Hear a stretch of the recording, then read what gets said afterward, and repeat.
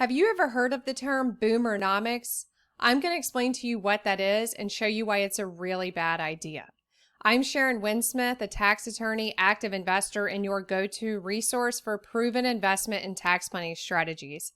In this video, we're going to cover what Boomernomics is, and I'm going to walk you through step by step and explain why it's such a bad idea. So to start with, let's explain what I mean when I say Boomernomics. So what I'm really talking about here is conventional wisdom around finance and what you should do with your money. These are thoughts that are really outdated and are largely shaped around fears of events that only really ever happen to financially irresponsible people. They're not going to be things that really help you build wealth efficiently, and it's really the kind of crap that you hear Dave Ramsey push. It's money ideas that your grandparents and parents' generation used, and things that are really supposed to give us so-called financial security. So what exactly is Boomernomics? These are the ideas that were taught by everyone, from our teachers in school to our parents and grandparents to all the financial leaders out there. These are the ideas that they teach us about how we should plan for our futures, from how we should think about our careers to how we should save and invest our money. So let's talk about what that really looks like in practice. We all know we're taught that you should go to college and get a degree. After you get that degree, you should start working at a company. You should work hard and build up some savings. You probably have that savings sitting in a savings account getting some abysmally low rate of return and interest. Once you have enough in savings to afford a down payment, you go out and buy a home. You keep working your way up at that same company, you work your way up at the ladder, and eventually you can start accumulating an investment portfolio. That's when you go out and hire a financial advisor. That financial advisor is going to put your money in a variety of stocks with some allocation to bonds. You're always going to have some money sitting in cash for that oh so ever critical emergency fund. You're going to continue to pay down your mortgage as quickly as possible. At some point, you're actually going to pay off your mortgage fully and you'll own your home outright. You pop the champagne because this is one of the best days of your life. You no longer have any more debt and you own your home outright.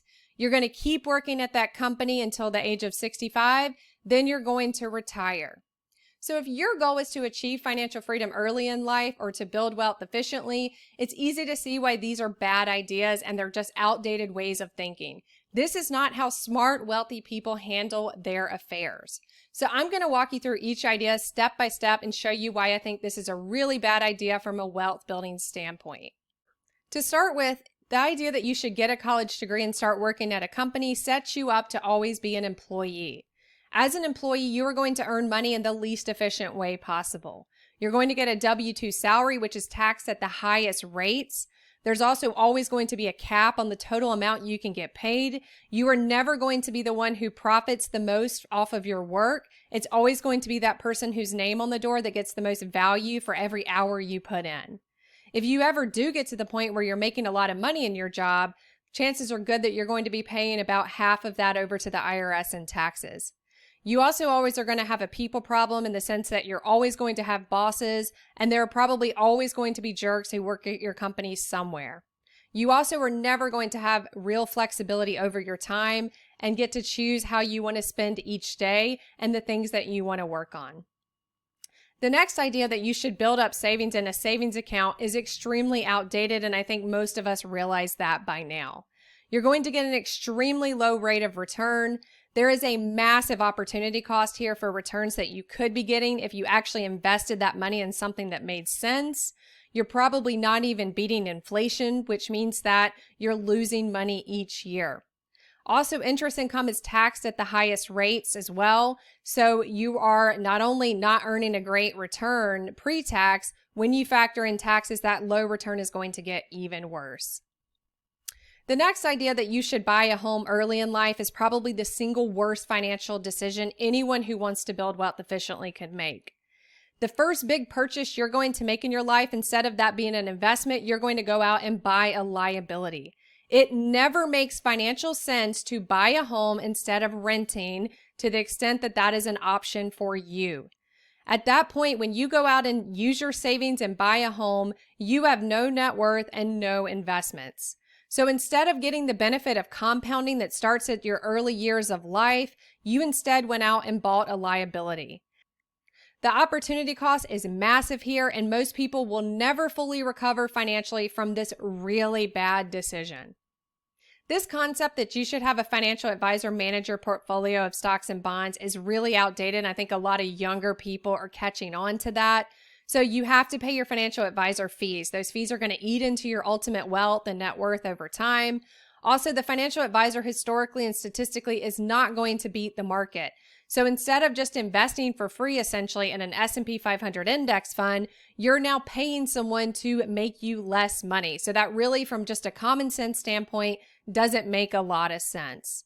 They're also probably going to tell you to allocate some money to bonds. Bonds, for a number of reasons, in my opinion, just aren't great investments. You're going to be paying a lot of tax on these investments. And if you're only investing in stocks and bonds, you're missing out on much better and more tax efficient investments that could be available to you. This idea that you need cash on hand for an emergency fund is also quite ludicrous when you think about it. So anytime you have money just sitting in cash and that's not invested, you're losing money every year because of inflation. You're also going to have a really big opportunity cost because that money is not invested in something getting you good returns. So opportunity cost is a big recurring theme throughout a lot of this. Also, I think it's a complete myth that responsible people need an emergency fund. I think this is based on a lot of outdated concepts around fear, around events that aren't likely to really come up. And if you did have something happen where you needed a bunch of cash quickly, it's never been clear to me why you couldn't just sell some stocks or liquidate some liquid investments and pay for whatever it is you need.